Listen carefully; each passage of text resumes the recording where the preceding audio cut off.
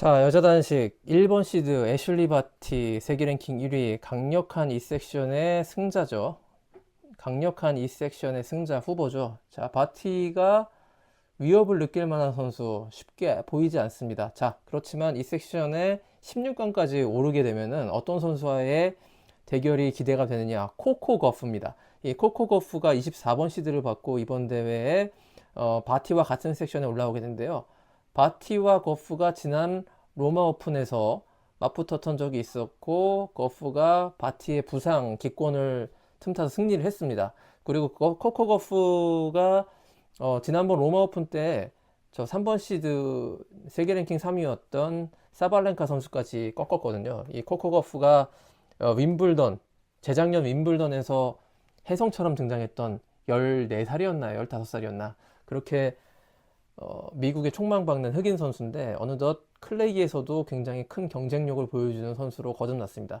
바티와 코코 거프의 16강전을 기대해 보겠습니다. 다음으로 애슐리 바티와 8강에서 격돌할 수 있는 선수를 찾아볼까요? 자, 9번 시드 캐롤리나 플리스코바 로마 오픈에서 이가 슈비온테크 선수에게 6대0, 6대0 더블 브레이크 패배를 당하면서 기세가 다소 꺾여 있습니다. 이 선수 그렇지만 여전히 실력에서는 그랜드슬램 매번 대회마다 우승 후보로 꼽히는 선수가 바로 플리스코바예요. 무시할 수는 없을 것 같고요. 다만 저는 이 섹션에서는 스비톨리나 혹은 가운데 보시면 18번에 무호바 선수가 있습니다. 캐롤리나 무호바 선수, 체코 선수인데 예전에 우리 코리아 오픈에 와서 재작년에 우승하고 돌아갔던 선수죠. 이 무호바 선수의 최근 흐름이 굉장히 좋고 호주 오픈에서도 강력한 우승 후보였던 애슐리 바티 선수를 무호바 선수가 꺾고 올라갔거든요. 그만큼 메이저 대회에서의 경쟁력도 충분히 있다 해서 이 섹션은 저는 개인적인 의견이지만 무호바로 꼽고 무호바와 애슐리 바티의 8강 맞대결 어떻게 보면 호주 오픈 그 대결의 리매치가 성사될 것 같습니다. 요번 섹션도 굉장히 흥미로운데요. 자, 소피아 케넨 작년 프랑스 오픈 준우승자이자 작년 호주 오픈 우승자인 소피아 케넨이 4번 시드로 올라와 있는데 1회전부터 굉장히 팝콘 매치가 기다리고 있습니다. 우리가 굉장히 좋아하는 한국 팬들에게 특히 인기가 많은 옐레나 오스타펜코 선수가 1회전 상대로 결정이 돼서 케넨, 오스타펜코 누가 이기더라도 이상하지 않은 그런 매치업이 성사가 됐고요. 자, 이 섹션을 쭉 보시다 보면 제시카 페굴라라는 뭐 조단위 부호의 딸이라고 하죠. 이 제시카 페굴라 한국계라고 알려져 있죠. 자, 제시카 페굴라 선수가 굉장히 최근에 폼이 좋아서 이 선수도 무시할 수 없는 그런 선수고요. 17번 시드의 사카리 그리스 출신의 사카리 선수 굉장히 파워 포핸드가 돋보인 선수인데 클레이에서는 그다지 큰 경쟁력을 보이지 못하는 한계를 보이고 있습니다. 메르턴스 선수 물론 독일의 메르턴스 선수는 안정적인 선수고 이 선수가 올라간다 해도 이상하지 않겠죠. 저 여기서 한 명을 뽑는다면 저는 이번에는 오스타펜코 선수 한번 뽑을게요. 오스타펜코가 지난 이번 클레이 시즌에 약간 부활의 기미를 보여줬거든요. 오스타펜코의 닭공이 터지길 기대해 보면서 팬심으로 오스타펜코를 한번 밀어보겠습니다. 자, 강력한 우승 후보이자 디펜딩 챔피언 이가 시비온테크가 있는 섹션입니다. 굉장히 재미있고 흥미로운 대결이 예상됩니다. 왜냐하면 바로 저 꼭지점 지점에 무구루사 선수가 있습니다. 자, 스페인의 무구루사 선수는 가브리니의 무구루사는 프랑스 오픈에서 이미 우승한 경험이 있었고 그리고 메이저 대회 윈블던까지 우승했었던 아주 관록의 선수이기 때문에 그리고 스페인 태생이다 보니까 원래 클레이에 가장 강합니다. 무구루사가.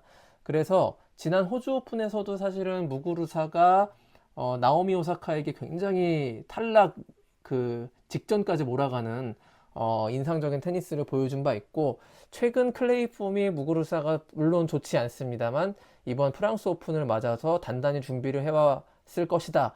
이렇게 본다면 이 섹션에서는 무구루사와 시비온테크가 16강 빅뱅을 펼치는 이 경기의 승자도 굉장히 흥미롭고 시비온테크가 만약에 누군가에게 덜미를 잡힌다면 뭐 준결승이나 결승 전까지 덜미를 잡힌다면 무구루사가 될 수 있기 때문에 이 두 선수가 올라가기를 기대해 보겠습니다. 이제 디펜딩 챔피언에 도전하는 도전자 섹션을 봐야겠습니다. 자, 도전자라고 하는데 아이러니하게도 여기에는 여자 테니스 역사상 가장 위대한 선수로 불리는 세리나 윌리엄스가 있습니다. 7번 시드를 받고 왔고 다만 1회전 상대가 만만치 않고 배구 선수, 코리아 오픈에서 자주 왔었던, 우승까지 했었던 선수인데, 이 선수를 1회전에서 만나는 것이 조금 껄끄럽긴 하지만, 자, 세레나 윌리엄스가 배구 선수를 잘 이겨낼 수 있다면 2회전, 그리고 3회전, 안젤릭 캐르버 선수가 있긴 하지만요. 이 선수도 역시 최근에 폼이 쭉 떨어져 가고 있는 상태이기 때문에 세레나 윌리엄스가 1, 2회전에서 워밍업을 하고 3회전까지 올라간다면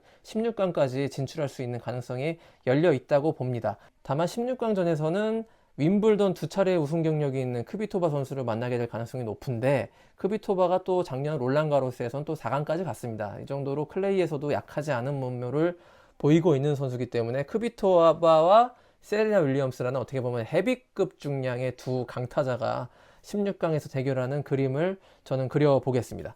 자, 여기서는 우승 후보 3순위로 많은 전문가들이 꼽고 있는 사발렌카 선수가 있습니다. 자, 벨라루스의 사발렌카 선수가 최근에 들어서 가장 핫한 선수로 떠올랐는데요. 생애 최고 랭킹 3위를 찍었고요. 결정적으로 마드리드 오픈, 거기서 애슐리 바티 세계 랭킹 1위 바티와 결승전에서 맞붙어서 사발렌카가 이겼어요.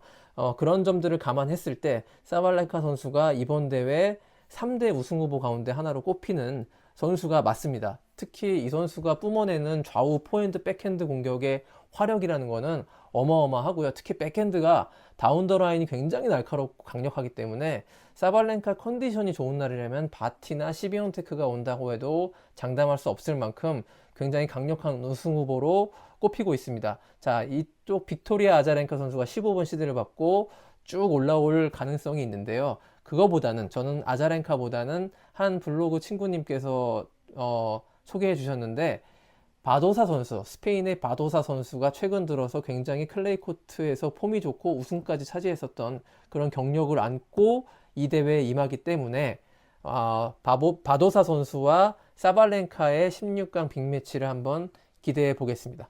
2019년 US 오픈 챔피언 안드레스큐가 있는 섹션입니다. 안드레스큐 선수가 최근에 부상에서 벗어나서 다시 수어로 복귀를 했는데 여전히 폼에 의문은 있는 상태고, 이 선수가 과연 얼마만큼의 경쟁력을 보여줄 수 있을 것이냐 기대는 해보겠습니다만, 이 선수가 초반 광탈한다 하더라도 전혀 이상할 것이 없는 그런 프랑스 오픈이 됐고요. 이 섹션에서는 딱히 뚜렷한 강자를 찾기는 어렵습니다. 안정적으로 벤치치나, 그리고 벤치치와 1회전에서 맞붙을 선수가 이제 포도로스카인데요. 이 선수가 작년에 롤랑가로스 4강까지 갈 정도로 돌풍을 일으켰던 시드를 받지 않는 선수 가운데 이번 대회 일릴 수 있는 가능성이 없지 않아 있는 그 포도로스카 선수입니다. 저는 안드레스쿠보다는 포도로스카 선수에게 걸어보겠습니다. 자, 세계에서 가장 지금 핫한 선수인 나오미 오사카가 있는 섹션입니다. 나오미 오사카 선수가 최근에 프랑스 오픈 인터뷰 보이콧 파문을 일으켰죠. 전 기자로서 좀 못마땅하고요. 오사카 나오미 선수의 이런 행동들은 프로답지 못하다. 전 세계에서 가장 많은 돈을 벌어들이는 여자 테니스 프로 선수로서는 부적절한 행동이었다라고 생각하면서도, 한편으로는 나오미 오사카가 오죽하면 이럴까?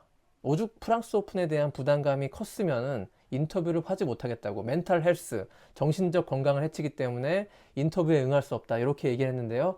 그 점이 한편으로는 이해가 됩니다.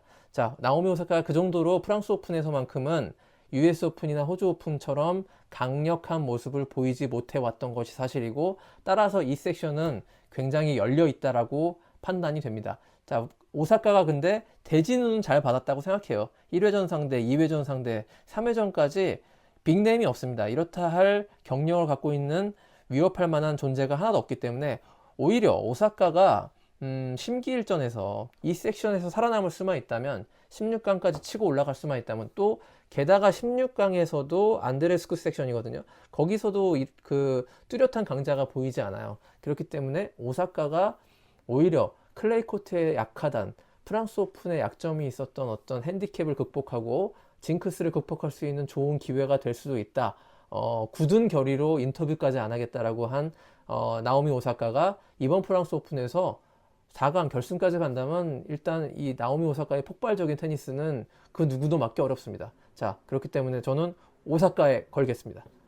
자, 결국 여자 단식 이렇게 8강 진출자들을 뽑아봤는데요. 역시 4강, 위쪽 섹션의 4강전이 미리 보는 결승전이 될 가능성이 높습니다. 애슐리 바티와 이가 시비온텍이요. 자, 이가 시비온텍 로마 오픈에서 정말 놀랍도록 강력한 모습 보여줬고, 작년 롤랑가로스에서는 무실세트 우승이라는 신데렐라 스토리를 작성한 이제 20살에 떠오르는 신성입니다. 이 선수와 바티가 붙었을 때 어떤 결과가 나올지 굉장히 궁금해지고, 또 한편으로는 밑에 섹션, 도전자 섹션에서 올라오는 3번 시드 사발렌카 선수의 파워 테니스가 이번 프랑스 오픈을 정점으로 해서 첫 번째 메이저 챔피언의 탄생으로 이어질 수 있을지도 굉장히 흥미롭고, 인터뷰 거부 파문이라는 어떤 좀 초강수를 두고 있는 나오미 오사카가 클레이 징크스를 털어버릴 수 있을지도 굉장히 궁금한 여자 단식 2021년 프랑스 오픈입니다. 자, 끝으로 간단히 저 프랑스 오픈 이번에 우승 예측 전문가, 해외 전문가들은 어떤 의견을 갖고 있는지 체크해 봤습니다. 자, ESPN이 한 15명 정도의 전문가들과 인터뷰를 해가지고 우승자를 뽑아왔는데요. 남자 단식은 한마디로 설명할 필요가 없습니다. 만장일치로 나달을 뽑혔어요. 나달을 꼽지 않은 전문가 딱 한 명인데 클리프 드라이스델인데 도미닉 팀을 뽑았습니다. 근데 이유가 우리는 새로운 챔피언이 필요합니다. 이렇게 간단하게 한 줄로만 밝혔는데 이건 바람일 뿐이었고, 자, 대부분의 전문가들 거의 만장일치로 나달을 꼽았다. 이런 것은 제가 지금 프랑스 오픈을 한 10여 년 넘게 꾸준히 잘 체크하고 있는데, 전문가들 예측을 이렇게 일방적으로 한 사람의 우승이 압도적인 거는 저는 거의 처음 봤습니다. 작년까지만 하더라도 조코비치라는 대항마가 있었고, 조코비치가 나달과 만나면은 우세할 수 있을 것이다라는 예측을 내놓는 전문가들이 일부 있었거든요. 근데 이번에는 남자 단식에서는 만장일치로 나달을 꼽았고요. 그 이유는, 가장 큰 이유는 가장 최근에 로마 오픈 결승전에서 조코비치를 또 이겼고, 작년 롤랑가로스 결승전이 굉장히 결정적이었습니다. 작년 롤랑가로스는 나달이 가장 우승하기 어려운 환경이었거든요. 그 워밍업 이벤트가 로마 오픈 딱 하나밖에 없었고, 거기서도 8강에서 디에고 슈아르츠만 선수에게 패해서 탈락했어요. 그 상태로 프랑스 오픈에 왔기 때문에 좀 몸이 만들어지지 않았을 것이다. 플러스 거기 다음에 그 롤랑가로스의 날씨가 쌀쌀하고 지붕이 닫힐 수 있는 그런 상황에서 공의 어떤 무게가 무거워진다. 그래서 나달의 클레이 코트에서의 경쟁력이 많이 상쇄될 것이라고 전문가들이 예측했는데, 이 전문가들의 예측을 보기 좋게 비웃고 결승전 1세트에서 조코비치에게 6대0 베이글을 먹였습니다. 이 사건 이후로 프랑스 오픈에서 나달의 우승을 점치지 않는 전문가는 바보가 되는 것이죠.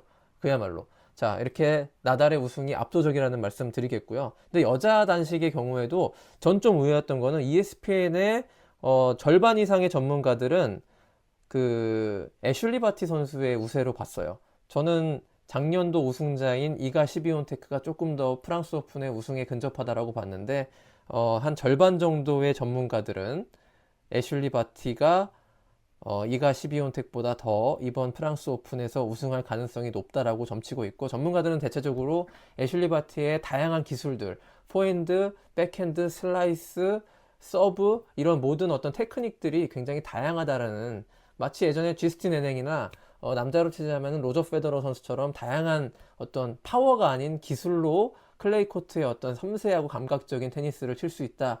이런 점에 높은 점수를 주는 모습이었습니다. 애슐리 바티 선수가 한 60-70% 정도 전문가들의 지지를 받았고, 가끔 나오미 오사카가 있고요. 오히려 이가 시비온텍은 거의 전문가들이 이번 대회 우승 후보로 꼽지 않고 있는 기현상이 ESPN이 인터뷰한 전문가 풀 예측에서 나타났습니다. 이것이 과연 어떤 결과로 이어질지 지켜봐야겠고요. 이번 대회 다크호스를 또 뽑았는데요. 10위권 바깥에 있는 선수들 가운데 프랑스 오픈에서 두각을 나타낼 선수, 남자 같은 경우엔 딱 3명으로 좁혀집니다. 야닉 시너, 카라체프, 그리고 캐스퍼루드입니다. 이 3명 모두 최근에 폼이 좋고 클레이에서도 충분히 경쟁력으로 인정받은 그런 선수들이기 때문에 3명의 다크호스로 꼽았고, 여자 같은 경우에는 코코 거프, 그리고 무구루사, 이런 정도의 선수들이 이번 대회에 굉장히 큰 위협을 줄 수 있는, 우승 전선에 위협을 줄 수 있는 다크호스들로 꼽히고 있습니다. 재미있으셨는지 모르겠는데요. 자, 이런 예측은 예측일 뿐이고, 공은 둥글고 테니스 공은 좀 더 둥글입니다. 자, 어떻게 될지 아무도 모르는 것이 바로 테니스고 상황이 어떻게 변할지 돌변할지 모르는 것이기 때문에 프랑스 오픈 끝까지 지켜봐야 되겠고 잠시 뒤에 이제 프랑스 오픈 저녁 10시 반부터 개막을 하는데 저도 1라운드, 2라운드, 3라운드 꼼꼼하게 챙겨보고 영상으로 재미있는 리뷰 혹은 프리뷰 해보도록 하겠습니다.